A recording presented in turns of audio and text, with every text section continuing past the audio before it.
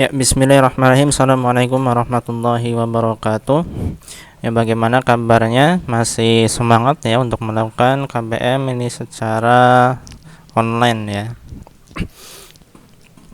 Ini adalah pembahasan di video pembelajaran yang kedua setelah kemarin kita sudah libur untuk perayaan Idul Adha ya. Di hari Senin pekan kemarin kita libur, jadi sempat kejeda untuk video yang pertama. Kita masih membahas tentang bab 1, yaitu kesetimbangan benda tegar dan gerak rotasi ya.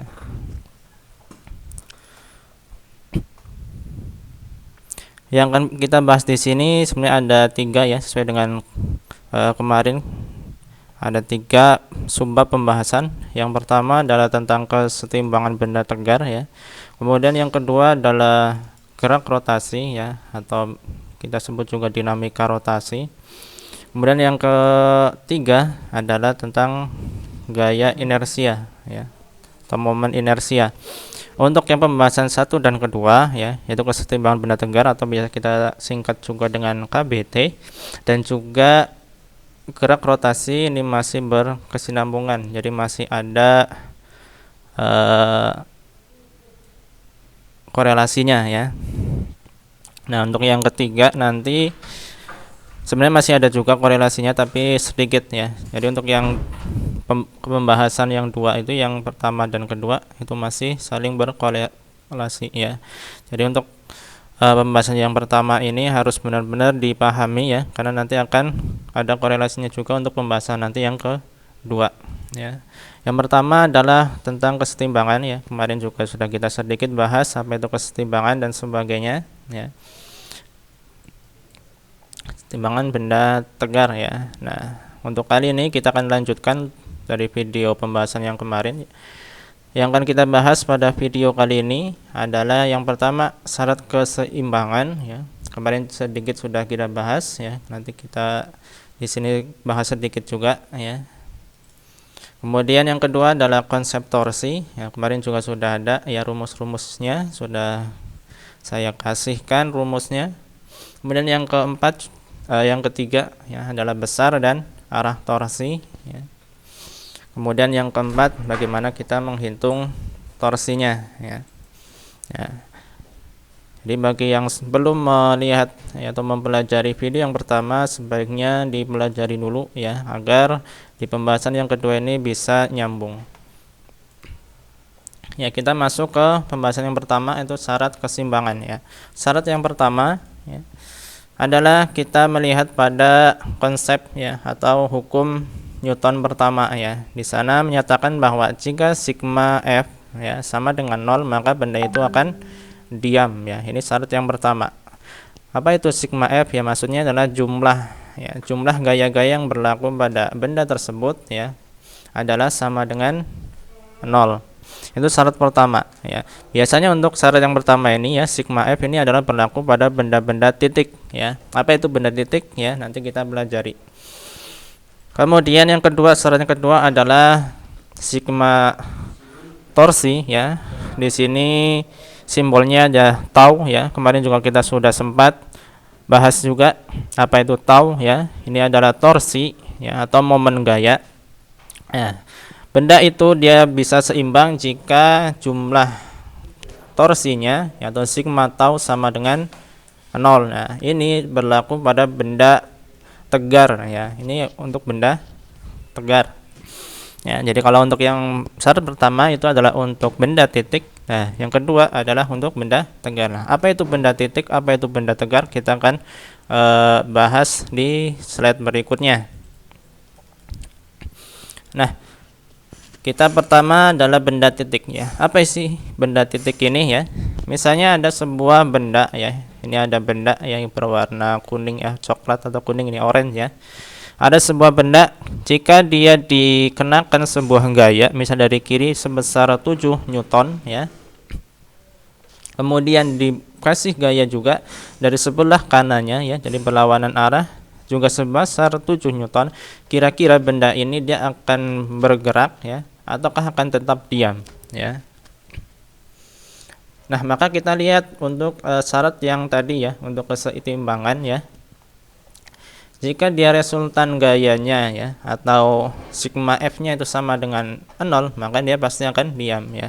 Kita lihat bahwa yang ke kiri ya, yang dari kiri ya, gayanya adalah 7 Newton, dan yang dari kanan juga 7 Newton ya. Nah, ini seharusnya kalian sudah tahu ya, sudah paham tentang konsep ini. Jadi kalau misalnya ada gaya dari arah kiri 7 Newton dan ada gaya yang dari arah kanan 7 Newton, maka pasti benda itu akan diam ya, jelas dia akan diam ya. Kemudian kalau misalnya benda ya, sebuah benda pasti dia mempunyai massa. Nah, kalau benda itu mempunyai massa, pasti dia juga mempunyai yang namanya berat ya. Apa itu berat? Berat adalah gaya yang terjadi akibat adanya gravitasi ya. Karena semua benda pasti mempunyai massa ya. Nah, berat sendiri adalah perkalian antara massa dengan gravitasi ya. Jadi semua benda pasti dia mempunyai gaya berat lah. Kalau pada benda yang diam ya, benda yang diam, kalau misalnya benda itu diam, pasti ada gaya lawannya ya. Kalau misalnya gaya berat itu ke bawah, pasti ada gaya komplementernya atau gaya lawannya.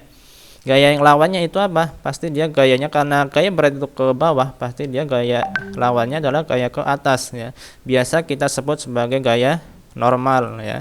Jadi kalau pada benda diam ya, pasti ada gaya normal. Besarnya berapa? Besarnya adalah sama dengan beratnya ya. Kalau misalnya beratnya di sini adalah 9 Newton ya, pasti dia gaya normalnya adalah juga 9 Newton, tapi dia arahnya adalah ke atas ya.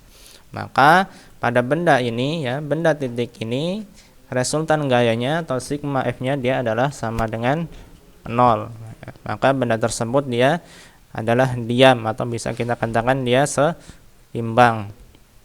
Nah, konsep ini biasa kita gunakan pada beberapa soal ya. Jadi kita sering menggunakan konsep ini pada soal-soal ya. Misalnya ada sebuah benda ya, ada sebuah benda di sini yang massanya 2 kg ya, pada sebuah papan misalnya. Nah, tentu ya, sebuah benda tadi dia, kalau dia sebuah benda yang bermassa, pasti dia mempunyai berat ya. Kalau misalnya beratnya massanya 2 kg, berarti dia beratnya adalah W-nya sama dengan M kali G, massanya 2 kalikan gravitasinya kita buat 10, maka dia mempunyai gaya berat 20 Newton ya. Pada benda diam ya, atau ya dia seimbang ya, dia pasti juga punya gaya normal ke atas yang besarnya sama dengan beratnya, yaitu 20 Newton di sini ya, karena dia beratnya massanya adalah 2 kg ya. Maka di sini juga resultan gayanya ya, atau sigma F-nya adalah juga sama dengan 0 ya. Nah, ini konsep ini coba kalian pahami ya. Inilah benda dikatakan diam ya jika resultan gayanya atau sigma F-nya adalah sama dengan 0 ya. Ini adalah pada gaya benda-benda yang bekerja pada satu titik ya, atau kita sebut sebagai benda titik ya. Ini kan gayanya bekerja pada satu titik ya. Ini pada yang massanya 2 kilo ya, dia gayanya adalah bekerja pada satu titik ya.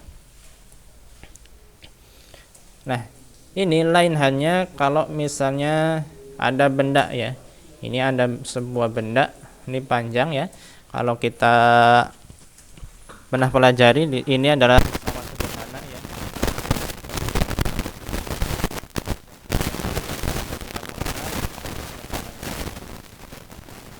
Mana di sini titik kumpulnya adalah di tengah-tengah, tepat di tengah-tengah garis ini, tepat di. Kalau misalnya pada benda ini ya, yang warnanya hijau ini, digunakan gaya dari kiri sebesar 7 Newton, yang juga dari ada gaya yang sebesar 7 Newton juga, maka kira-kira benda ini dalam keadaan seimbang atau tidak? Kira-kira seperti apa? Ya, pasti dia adalah setimbang ya. Ini adalah sigma. Kenapa? Karena gaya dari arah kiri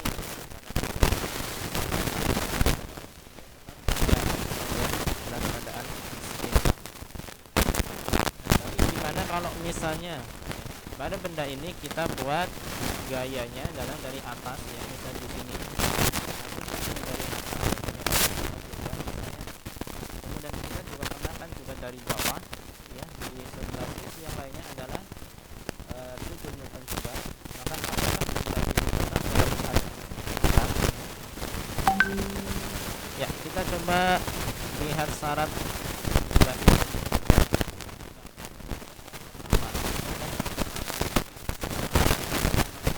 Ya, kita coba lihat dari atas 7 Newton, dari bawah 7 Newton, berarti sigma F-nya adalah 0 ya. Berarti syarat pertama dia terpenuhi ya. Tapi ya, pada benda ini ya, karena gayanya bekerja pada tidak satu titik ya. Nah, inilah yang dinamakan dengan benda tegar ya. Jadi benda yang gayanya dia tidak bekerja pada satu titik ya. Beda dengan yang tadi ya. Kalau benda titik ya, dia adalah gayanya bekerja pada satu titik. Nah, pada benda tegar ini ya, karena gayanya tidak bekerja pada satu titik ya, maka ada syarat yang kedua harus dipenuhi. Apa itu syarat yang kedua? Ya, tadi kita sudah bahas ya, ada syarat kedua yang harus dipenuhi. Jadi, kalau misalnya syarat yang kedua ini tidak dipenuhi, maka dia pasti akan bergerak seperti ini ya. Jadi yang di sini akan ke bawah, sedangkan yang di sini dia akan naik ke atas ya. Kenapa bisa seperti itu? Karena ini adalah benda tegar ya. Jadi ada komponen lain yang harus terpenuhi, atau syarat yang kedua ya, dia harus terpenuhi ya. Jadi selain sigma F sama dengan 0, dia juga harus ya, sigma torsinya ya, atau sigma taunya adalah harus sama dengan 0. Nah, pada di sini sigma taunya tidak sama dengan 0. Jadi syarat yang kedua dia tidak terpenuhi, maka benda ini tidak bisa kita katakan setimbang ya. Bagaimana cara mencari torsi ya? Nanti kita akan bahas pada slide berikutnya ya. Kita coba ya pada pesawat sederhana lagi ya. Tapi di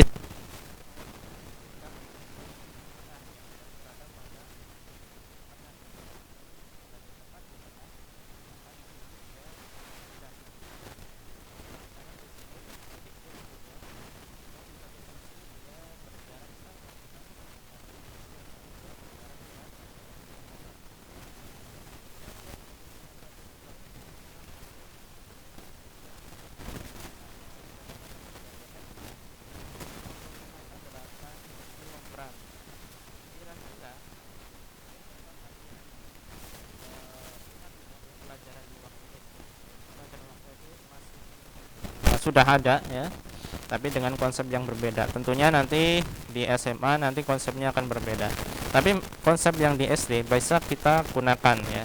Kalau misalnya ada M1 ya pada jarak R1 sebesar 8 kg ya, dengan jarak R1 nya adalah 1 meter. Kemudian yang ditanyakan adalah berapakah benda ya, berapakah massa benda yang harus ditambahkan ya, yang harus ditambahkan pada sisi yang lain ya. Yang maksud di sisi yang lain ada di sini ya, di sebelah sini. Berapakah massa yang harus ditambahkan di sebelah sini agar ya pesawat sederhana ini dia dalam keadaan setimbang ya. Coba kalian ingat-ingat bagaimana ya, berapakah massa yang kedua ya yang diletakkan di sini harus ya setimbang agar pesawat sederhana ini setimbang ya. Ya, kalau sudah ketemu jawabannya ya, kita coba cocokkan ya. Berapakah kira-kira yang harus ditambahkan ya? Tentu di sini yang kita tambahkan adalah massanya, massa keduanya adalah 2 kg ya. Pada konsep di SD ya, itu masih membuat ya perbandingan antara perkalian ya, membandingkan perkalian antara jumlah massa ya atau besar massanya dengan jaraknya ya. Jadi M1 dikali R1 sama dengan M2 dikali R2. Itulah yang digunakan atau konsep yang digunakan pada waktu SD ya. Nah, sebenarnya yang dibandingkan adalah bukan masanya ya. Yang dibandingkan bukan masanya, tapi apa? Yang dibandingkan adalah torsinya ya. Yang dibandingkan seharusnya adalah torsinya ya. Bagaimana cara membandingkannya ya? Ya, karena yang di sini ya pada masa M1 dia pasti punya W ya. Inilah nanti yang akan kita bandingkan ya. Yang kita bandingkan di sini ada W1 ya sama dengan 80 Newton. Ya, di sini W1 ini sebagai berat ya atau gayanya ya atau gaya beratnya. Dia mempunyai gaya berat sebesar 80 Newton ya. Karena masanya 8 kg ya. Kalau kita kalikan dengan percepatan gravitasi maka dia ketemu beratnya adalah 80 Newton. Kemudian di masa yang kedua atau benda yang kedua dia juga mempunyai berat sebesar 20 Newton ya. Karena 2 dikalikan 10 ya. Satuannya Newton ya. Nah, kemarin ya pada pembahasan yang pertama kita sudah tahu bahwa tau atau torsi adalah sama dengan R ya cross F ya. Di sini bukan kali ya. Ini tanda cross ya. Ini sebenarnya bukan kali, tapi ini adalah cross. Kenapa cross? Ini adalah vektor ya. Maksudnya adalah vektor ya. Kenapa vektor? Karena semua gaya ya. Karena semua gaya yang bekerja pada benda dia mempunyai arah ya. Semua yang mempunyai arah kita sebut sebagai vektor ya. Maka di sini perkaliannya adalah perkalian vektor atau di sini menggunakan tanda silang ya. Ini sebenarnya adalah cross kalau kita baca. Nah, rumus aslinya dia adalah kemarin juga kita sudah bahas rumus aslinya ya. Adalah dia jarak dikalikan gaya dikalikan ada lagi yaitu dikalikan dengan sin tetanya ya.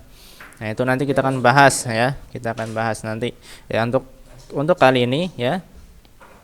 Kita menggunakan R dikalikan F dulu ya. R dikalikan F dulu ya.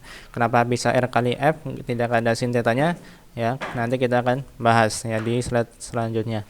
Nah, di sini tau yang pertama atau torsi yang pertama dia R-nya ya adalah 1 ya, 1 meter ya, jaraknya adalah 1 meter. Kemudian F-nya atau gaya beratnya di sini adalah 80 Newton ya. Maka kita dapatkan torsinya sebesar 80 Newton meter ya. Jadi satuan torsi adalah Newton meter. Kenapa? Ya, karena ini gaya itu satunya Newton ya. Sedangkan jarak atau R di sini adalah satuannya meter. Maka dia torsi yang pertama sebesar 80 Newton meter ya.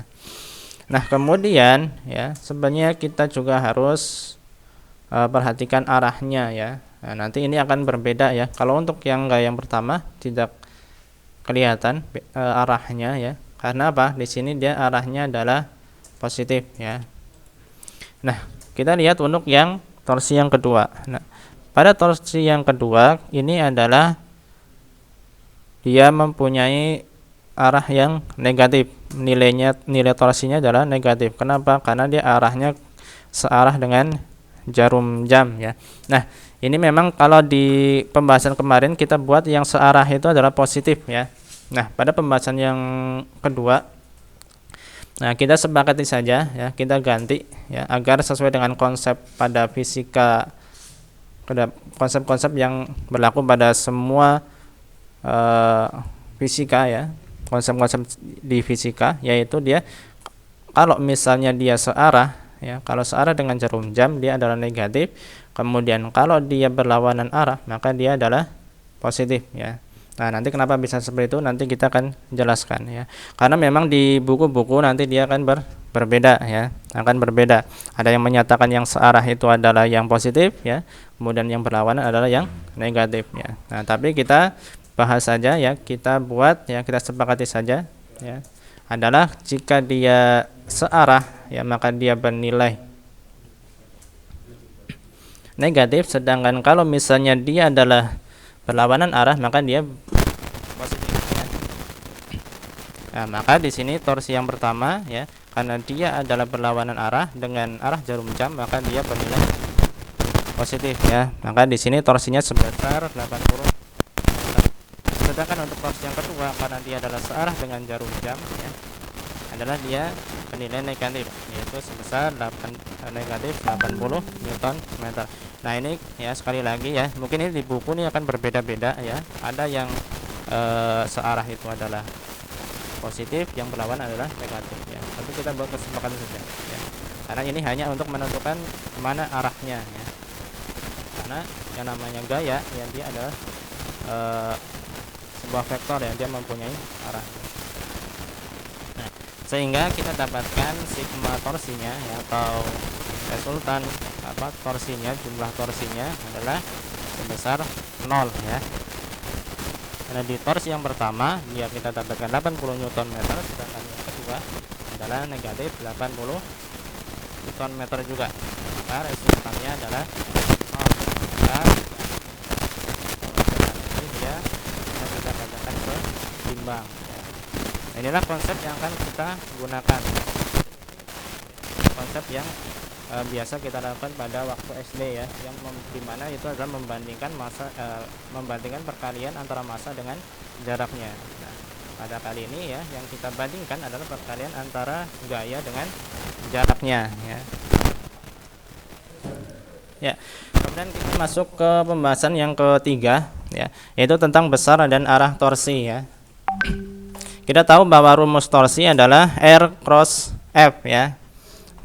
Saya ulangi lagi, torsi adalah R cross F ya. Di sini kita sebut cross kenapa? Karena sebenarnya ini adalah perkalian vektor ya. Jadi berbeda ya, agar kita bisa membedakan saja. Ya. Kenapa? Karena torsi ini ya adalah R ya dikalikan ya. Nah, kita buat perkalian ini adalah tandanya adalah titik ya. Kalau masih dalam bentuk vektor adalah cross ya. Kalau udah perkalian dia pakai titik di sini ya, untuk membedakan saja. Jadi torsi ini adalah sama dengan R dikalikan gayanya atau F-nya dikalikan dengan sin tetanya ya. Misalnya ada pesawat sederhana lagi ini ya. Ini seperti yang tadi ya, misalnya ada sebuah pesawat sederhana, di sini kita kasih beban di salah satu ujungnya dengan jarak sebesar R ya. Kemudian maka pasti benda itu ya, semua benda yang bermassa pasti dia juga mempunyai gaya berat ya, yang arahnya adalah ke bawah besar F ya. Di sini gayanya ya. Ya. Nah, kemudian sin theta itu yang mana ya? Sin theta adalah yang ini ya. Inilah sudutnya, adalah sudut yang kita pakai ya. Di sini adalah sudut antara gaya dengan bidangnya di sini ya, atau bendanya. Nah, kenapa tadi kita tidak pakai sin tetanya ya pada pembahasan yang sebelumnya? Kenapa kita tidak pakai sin teta? Kenapa kita langsung cuma mengalihkan antara jarak dengan gayanya ya? Karena di sini ya sudutnya, karena dia tegak lurus ya, tegak lurus itu ada 90 derajat ya. Kemudian kita hitung sin tetanya. Sin teta di sini sin 90 ya, itu adalah sama dengan 1 ya. Makanya pada pembahasan yang sebelumnya kita tidak munculkan sin theta. Kenapa? Karena dia hasilnya adalah 1 ya. Nah, semua yang dikalikan 1 pasti hasilnya akan tetap sama. Makanya kita tulis rumusnya adalah torsi ini adalah R ya, atau jaraknya dikalikan dengan gayanya ya. Nah, konsep ini ya bisa kita lihat di kehidupan kita sehari-hari ya. Misalnya kita ingin memutar sebuah mur ya, menggunakan kunci ya. Menggunakan kunci ya. Maka yang dimaksud dengan R adalah ini ya, panjangnya, mulai dari murnya ini ya, atau panjang kuncinya sampai dengan di mana kita genggam ya kuncinya tersebut ya. Kemudian gayanya adalah gaya yang kita berikan ya, atau tekanan yang kita berikan pada kunci tersebut ya. Di sini arahnya adalah tegak lurus ya. Kenapa tegak lurus? Karena posisi itulah yang menghasilkan efek yang paling besar, atau torsinya nanti yang paling besar. Kenapa bisa ya? Karena tadi kita katakan bahwa torsi itu adalah R dikalikan F dikalikan dengan sin theta ya. Kita bisa bandingkan kalau misalnya kita, atau gayanya ya, adalah dia tidak 90 derajat. Misalnya dia mempunyai sudut ya. Misalnya adalah seperti ini ya. Arahnya seperti ini. Misalnya ini adalah 30 derajat ya. Maka kita akan lebih mudah ya memutar kuncinya ini jika arahnya adalah 90 derajat ya. Kenapa? Kita bisa lihat perhitungannya ya. Kenapa? Karena di sini ada sin tetanya. Kalau misalnya dia adalah 30 derajat ya, kita hitung sin teta ya yang sebesar 30 derajat, maka dia hasilnya adalah setengah ya. Nah, karena dia setengah, maka torsi yang dihasilkan ya dengan gaya yang sama ya, jika dia adalah miring ya atau sebesar 30 derajat, maka torsinya yang berefek adalah cuma setengahnya ya, dibandingkan jika gaya yang kita berikan adalah 90 derajat ya. Nah, sudutnya ini kita hitung yang mana ya? Sudutnya adalah kita bisa lihat ya, misalnya di sini adalah garis ya, garis R-nya, maka kita buat perpanjangan garisnya saja ya. Kita buat perpanjangannya ya, gayanya juga kita buat panjangnya ya. Maka sudutnya atau tetanya adalah dia antara yang pangkal ketemu pangkal ini ya, antara pangkal ketemu pangkal. Maka inilah yang kita maksud sebagai tetanya ya. Di sinilah tetanya. Atau karena di sini adalah komplemennya ya, yang di sini, maka dengan sudutnya sama ya, yang saling bertolak belakang dia sudutnya adalah sama. Maka ini theta yang di sini sama di sini adalah sama ya, bisa kita pakai yang ini atau yang ini ya. Itulah yang dimaksud dengan tetanya. Nah, kita sudah dapatkan rumusnya ya. Untuk torsi adalah R sama dengan gaya dikali sin tetanya ya. Kita tahu juga bahwa kita harus ingat juga bahwa torsi itu ya, dia mempunyai arah ya. Mempunyai arah ya, karena dia adalah berupa vektor ya. Nah, arah vektor sendiri kita menggunakan aturan tangan kanan ya. Bagaimana aturan itu ya? Bisa kita lihat tangan kita ya. Kalau misalnya adalah tangan kanan kita ya, ini adalah arahnya ya, putarnya, perputaran torsinya di sini ya, berputarnya ke sini, maka arah vektornya adalah ini yang ke atas ini ya. Inilah arah vektornya ya. Ya, jadi kalau misalnya ada ini arah putarnya, maka ya arahnya adalah dia ke ini ya, ke atas ini ya, keluar dari kertas ya, kalau misalnya ada kertas ya, atau keluar dari layar ini ya, keluar dari layar. Inilah arah vektornya. Nah, bagaimana kalau misalnya putarnya itu dia berlawanan dengan ini kalau berlawanan ya. Kalau misalnya dia arahnya adalah searah dengan jarum jam, maka arah vektornya dia adalah ke dalam ya. Ini ke dalam layar sana ya. Kita kasih tanda silang. Jadi kalau ke dalam jangan kita kasih tanda silang, kalau keluar kita kasih tanda titik ya. Nah, kita sepakati juga ya, kalau torsi itu kita katakan positif jika dia adalah berlawanan dengan arah jarum jam ya. Sekali lagi ya, ini di buku-buku pasti berbeda-beda ya, ada yang kebalikannya ya, tapi kita sepakati saja ya bahwa yang positif adalah jika dia berlawanan dengan arah jarum jam ya, dan bernilai negatif jika dia adalah searah dengan jarum jam ya. Nah, ini kenapa kita buat seperti ini, karena agar sesuai dengan konsep fisika yang lain ya. Misalnya ya, ini misalnya adalah kalau misalnya ada sebuah gaya yang ke kanan ya, kemudian ada gaya yang ke atas, maka ini gayanya adalah bernilai positif ya. Ini adalah gayanya bernilai positif ya. Nah, kalau kita lihat putarannya ya, kalau kita lihat putarannya, pasti ini kan putarannya adalah ke searah atau berlawanan ya, ini kan berlawanan arah jarum jam ya. Nah, maka kita pakai konsep yang ini saja, positif jika berlawanan dengan arah jarum jam, negatif jika searah dengan jarum jam ya.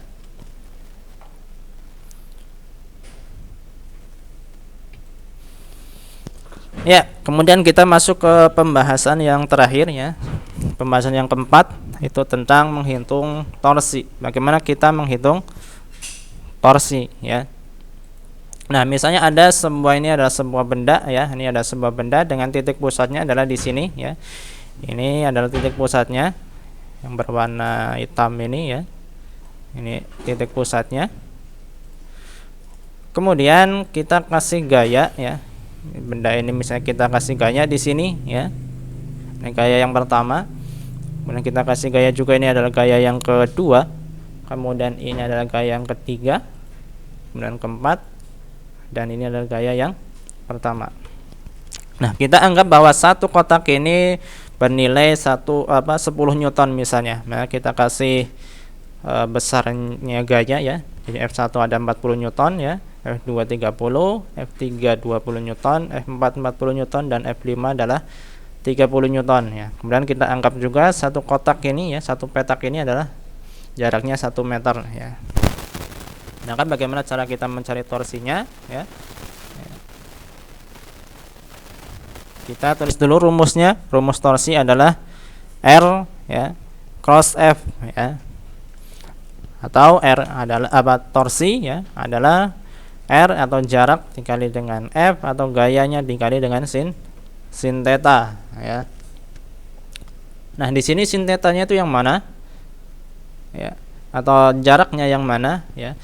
Ingat bahwa ya, ini perlu diingat bahwa yang dimaksud dengan R sin theta ya, R sin theta dia adalah mencari jarak terdekat dengan sumbu putarnya ya, dengan vektor F-nya ya, yaitu yang tegak lurus ya. Ya. Saya ulangi lagi ya. R sin theta ya, R sin theta ya adalah mencari jarak terdekat ya dengan sumbu putar ya, dengan vektor F-nya yang tegak lurus ya. Maka besarnya R sin theta ya, besarnya R sin theta adalah bisa kita cari dengan jarak yang paling dekat dengan sumbu putarnya. Nah, ini adalah sumbu putarnya adalah ini ya. Maka kita cari jarak terdekatnya yang tegak lurus dengan gayanya adalah yang ini ya. Kita kasih contohnya adalah yang ini ya. Misalnya kita mau menghitung torsi yang pertama, maka yang dimaksud dengan R sin theta adalah yang ini. Mulai dari sumbu putarnya adalah kita hitung 1 2 3. Inilah jaraknya ya, inilah jaraknya. Ya, 1 2 3 ya. Ini adalah jarak untuk F1-nya atau R sin theta-nya adalah sebesar ini, 1 2 3. Nah, kita sepakati bahwa ini adalah jarak satu kotaknya adalah 1 meter. Maka di sini R-nya adalah ada 3 meter. Maka kita bisa cari torsinya adalah R1 dikalikan dengan F1 ya sama dengan ya. Di sini sekali lagi ya, tadi torsi itu dia mempunyai arah ya, karena dia adalah besaran vektor ya. Nah, kita mengikuti aturan tadi, kesepakatan yang tadi bahwa jika dia adalah searah dengan jarum jam maka dia bernilai negatif ya. Maka di sini torsinya bernilai negatif ya. Maka negatif 3 ya. Ada 3 meter tadi dikalikan dengan F-nya 40 Newton ya, sama dengan negatif 120 Newton meter ya. Nah, kemudian sekarang yang kedua ya. Sekarang yang kedua. Nah, yang kedua, berapakah jaraknya? Ya, maka jaraknya adalah kita bisa cari ya, adalah jarak tegak lurusnya atau jarak terdekatnya. Kalau misalnya kita cari dari sini ke sini ya, itu adalah salah. Kenapa? Ini tidak tegak lurus atau bukan jarak terdekatnya ya. Nah, sedangkan jarak terdekatnya adalah yang mana? Adalah yang ini ya. Mulai dari sumbu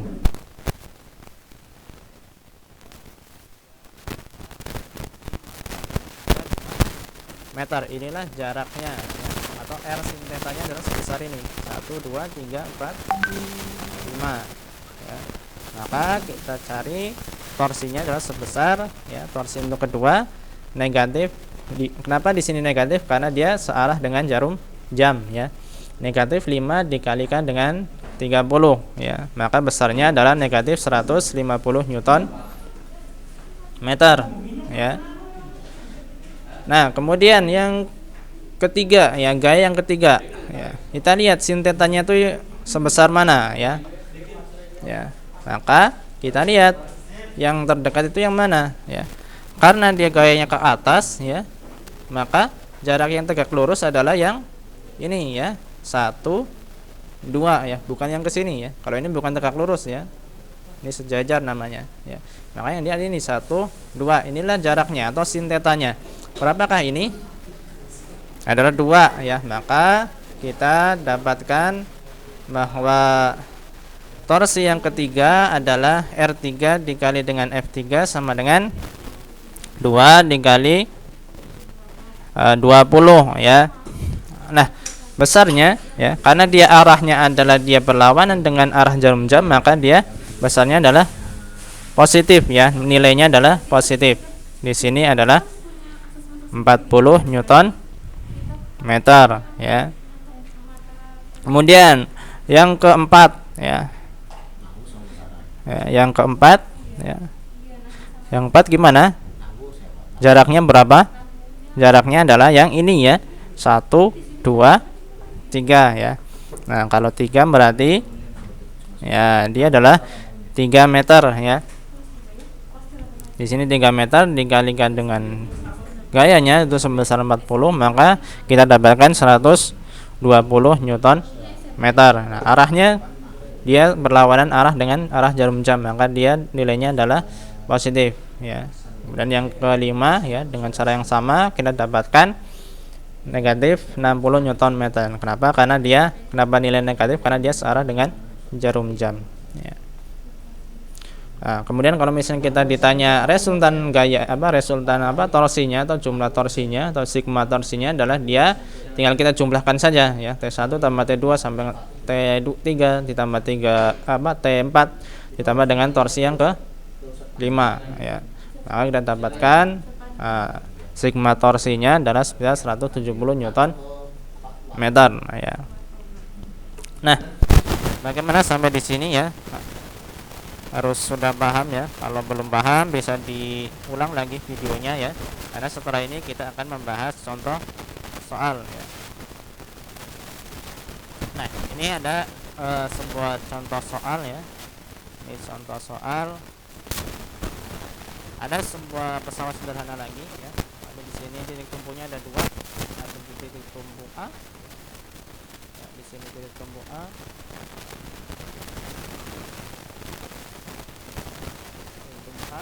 dan ini titik tumpu B. Kemudian kita juga punya massa ya, punya benda bermasa 9 kg. Kemudian papannya ini ya, dia mempunyai massa juga adalah 1 kg. Kemudian panjangnya ke sini dia adalah 8 meter. Maka ditanyakan berapakah gaya normalnya? Gaya normal yang ada di titik B ya.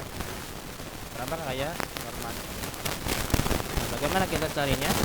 Pertama kita harus menjabarkan gaya yang bekerja. Gaya yang bekerja apa saja? Yang pertama adalah gaya yang bekerja pada benda 9 kg. Gaya yang bekerja pada 9 kg adalah dia gaya yang ke bawah. Berapa? Karena masanya 9 kg, berarti gaya beratnya adalah 90 Newton. Kemudian ada gaya lagi enggak? Ada ya, yaitu gaya yang bekerja pada papan ini. Papan ini sendiri mempunyai massa ya. Maka papan ini dia juga mempunyai berat. Yang gaya beratnya sebesar 8 maka gaya beratnya adalah 10 Newton. Nah, kemudian bagaimana cara mencari B ya, gaya normal pada titik B. Nah, kita juga bisa ya mencari gaya normal. Sebenarnya gaya normal ini ya, itu bukan hanya di titik B saja, tapi juga dia di titik A ya. Di titik A dia juga mempunyai gaya normal ya, NA ya. NB NA. Jadi kalau misalnya kita ingin menghitung ya resultan gayanya, kalau misalnya ini adalah setimbang, maka resultan gayanya harusnya sama dengan 0. Bahwa NA per B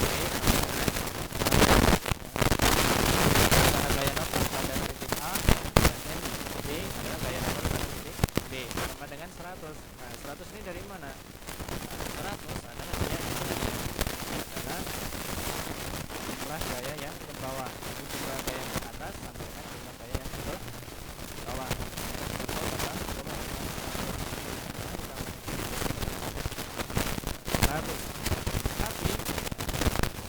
kita tidak mencari NA ya, tapi kita yang kita cari adalah NB ya. NA ya pada titik kita cari. Misalnya kita buat cari, maka kita buat sebuah titik tunggu. Kita buat titik tunggunya atau titik putarnya, ya, tunggu putarnya adalah di sini ya. Jadi kita ambil satu titik tunggu di setelah itu kita cari itu titik tunggunya. Nah, kita pakai syarat yang kedua itu pakai sigma tau ya, atau jumlah torsinya. Kita buat sigma tau-nya adalah sama dengan 0. Nah, kita bisa cari sigma tau pada 0.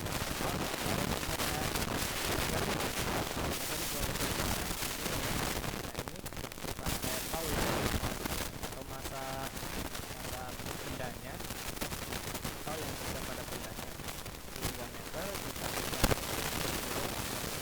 gaya beratnya. Kemudian ukuran tadi ya, kenapa di sini negatif ya, karena dia searah dengan jarum jam. Jadi kalau misalnya searah dengan jarum jam maka dia negatif. Searah jarum jam dari mana? Ya ini ya. Karena titik tumpunya di sini berarti putarannya adalah ke sini ya. Nah, ini ke sini. Ini adalah arah putarnya. Arah putarnya adalah ke sini ini ya. Dari sini. Nah, dari sini arah putarnya ke sini. Kan berarti kan searah dengan jarum jam. Maka dia bernilai negatif. Begitu pula dengan di sini ya, torsi yang di sini. Dia juga bernilai negatif karena dia arah putarnya adalah sini ya. Dia adalah searah jarum jam, maka dia bernilai negatif ya. Maka yang kedua ya, atau torsi yang berada pada papan ini dia negatif 4. Kenapa 4? Karena di sini titik baratnya adalah di sini di tengah-tengah ya. 4 nih. Karena dia tepat di tengah, maka jarak A sampai dengan di sini maka panjang papannya 8 meter, maka di sini adalah 4 meter. 4 meter kalikan 10. Ini adalah besar gaya beratnya. Kemudian ya, yang kedua di sini ada gaya normal yang ke atas di sini. Gaya normalnya ke atas. Kalau ini hanya arah putarnya kemana? Arah putarnya adalah ke sini. Karena ini titik tumpunya, maka dia arah putarnya ke sini. Nah, maka dia adalah berlawanan dengan arah jarum jam ya. Karena dia berlawanan dengan arah jarum jam, maka dia bernilai positif. Sekarang tinggal kita hitung saja ya. Nah, kita dapatkan 8 MB 8 MB dengan 180 ya. 2 dikalikan 90 dengan 40. 4 dikalikan 10 ya. Ini dengan dibolak-balik saja. Karena biar mudah ya. Nah, MB dengan 250 dibagi 8. Nah, kita dapatkan NB atau gaya normal pada B adalah sebesar 27,5 Newton ya. Gimana? Sudah jelas ya? Ya, ini contoh soal kita ya. Kalau belum jelas kalian bisa mengulang videonya ya. Kalau belum jelas ya, nanti bisa juga tanya ke yang lainnya ya. Misalnya kalian nanti di grup atau di website ya, website itu ada fitur chatnya, kalian bisa berdiskusi juga di sana ya. Jadi sampai di sini pembahasan untuk video pembelajaran yang kedua ya. Jadi kalau misalnya ada pertanyaan nanti bisa diajukan di chat ya. Jadi ada di halaman depan kalian ya, di halaman depan nanti di Mapel Fisika ya. Nanti di situ ada chat ya, di scroll aja ke bawah ya. Nanti diklik saja, nanti di situ sudah ada grupnya, tinggal dikomunikasikan saja di situ ya. Ya, seperti itu untuk video pembelajaran yang kedua. Mudah-mudahan kalian paham. Kalau belum paham bisa diulang, diputar lagi videonya sampai kalian paham ya. Karena sekali lagi untuk yang pembahasan berikutnya ini masih berkolerasi ya, masih ada hubungannya dengan pembahasan kita kali ini. Jadi harus paham dulu sebelum kita masuk ke video yang berikutnya. Seperti itu. Syukran. Assalamualaikum warahmatullahi wabarakatuh.